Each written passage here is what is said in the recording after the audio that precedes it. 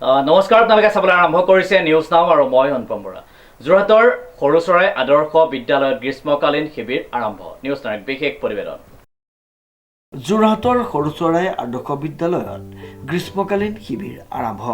উল্লেখযোগ্য যে যোৰহাট সৰুচৰাই চাহ বাগিচাস্থিত মুক্তিযোদ্ধা সুখলাল ৰাজপুত আদৰ্শ বিদ্যালয়ত বুধবাৰৰ পৰা অসমীয়া ভাষা ব্যৱহাৰ, শুদ্ধ উচ্চাৰণ আৰু শুদ্ধকৈ লেখাৰ সম্পৰ্কত অনুষ্ঠিত হৈছে এক গ্ৰীষ্মকালীন শিবিৰ।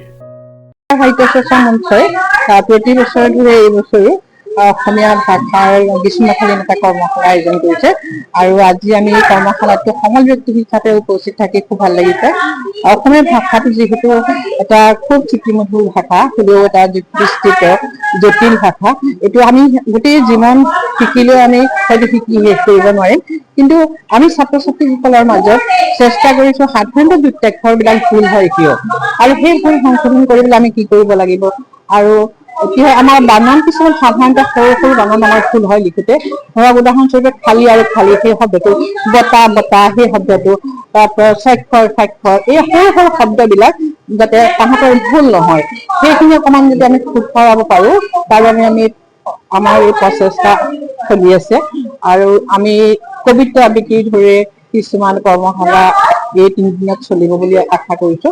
লগতে আৰু সাহিত্যৰ যিমানখিনি আমি সৰু সুৰা খুটি নাটি মাৰি তাহাঁতক এইটো বয়সত আমাৰ ক্লাছ 6ৰ পৰা 10ম শ্ৰেণীলৈকে আছে ছাত্ৰ ছাত্ৰীসকলক এই দিনত গ্ৰীষ্মকালীন বন্ধৰ হিচাপে তেওঁলোকৰ কেৰিকুলামৰ মাজতে অকল আবদ্ধ নাৰাখি গোটেই জীৱনৰ বাবে প্ৰয়োজনীয় কিছু কথা আমি শিকাই লৈ যাম, অকণমান সহায় কৰিম বুলি আগবাঢ়িছো। মালপথাৰ সাহিত্য চৰ্চাৰ মঞ্চৰ উদ্যোগত অনুষ্ঠিত হোৱা এই 3দিনীয়া শিবিৰটো ফিতা কাটি মুকলি কৰে পশ্চিম যোৰহাট সাংবাদিক সংস্থাৰ সভাপতি ৰমেন শইকীয়া আৰু অৱসৰপ্ৰাপ্ত শিক্ষক দুৰ্লভ বৰাই। ধন্যবাদ।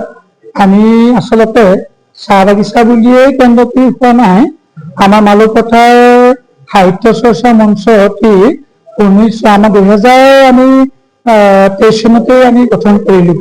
ইতিমধ্যে আমি প্ৰতি বছৰে গ্ৰীষ্মকালীন সময়ছোৱাত ছাত্ৰ ছাত্ৰীসকলৰ সুবিধা সাপেক্ষে আমি যথেষ্ট কাৰ্যসূচী গ্ৰহণ কৰি আহিছো। যোৱাবাৰ আমি নামদেৱত চিত্ৰাংকন কাৰ্যসূচী ৰূপায়ণ কৰি আহিছো। এইবাৰ ভাবিলো আমি যে অন্যান্য কাৰ্যসূচী লোৱাতকৈ আমাৰ অসমীয়া ভাষাটো আৰু জাতিটোৰ স্বাৰ্থৰ খাতিৰত উঠি অহা প্ৰজন্মক যদি আমি আমাৰ যিখিনি দৈনন্দিন জীৱনত সচৰাচৰ যিখিনি ভুল হৈ থাকে, এই শব্দবিলাকৰ ক্ষেত্ৰত যদি আমি অকণমান তেওঁলোকক সকাহ বা সহায় কৰিব পাৰো, তেতিয়া আমি মঞ্চখনো উপকৃত হ'ম আৰু বাস্তৱিকতে আমাৰ ভাষাটো উন্নতি হ'ব।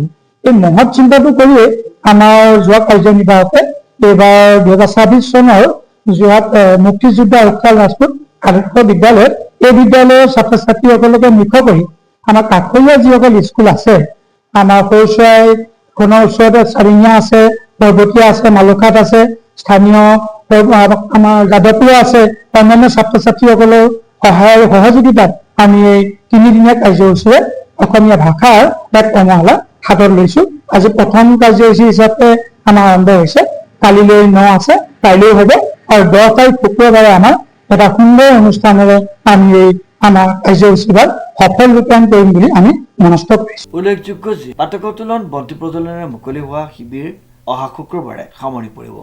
আজি 8 জুলাইৰ পৰা 10 জুলাইলৈকে 3দিনীয়া কাৰ্যসূচীৰে মুক্তিযোদ্ধা সুখলাল ৰাজপুত আদৰ্শ বিদ্যালয়ত মালপথাৰ সাহিত্য চৰ্চা মঞ্চৰ উদ্যোগত আমি অসমীয়া ভাষাৰ এখনি কৰ্মশালা আয়োজন কৰিব লৈছোঁ। কিয়নো আমাৰ বিদ্যালয়ৰ প্ৰধানকৈ ছাত্ৰ ছাত্ৰীসকল বাগান এলেকাৰ হোৱাৰ বাবে তেওঁলোকৰ অসমীয়া ভাষাৰ ক্ষেত্ৰত কিছু জটিলতাৰ সৃষ্টি হয়।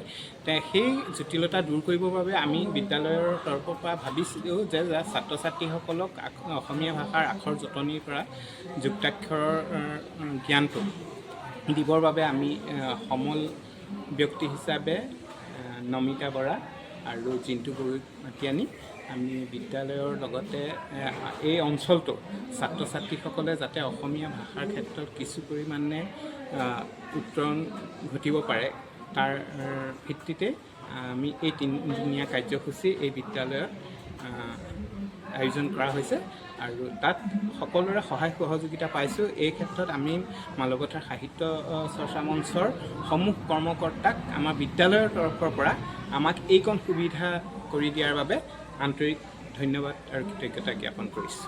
প্ৰশান্ত গায়নৰ ৰিপৰ্ট, নিউজ নাও।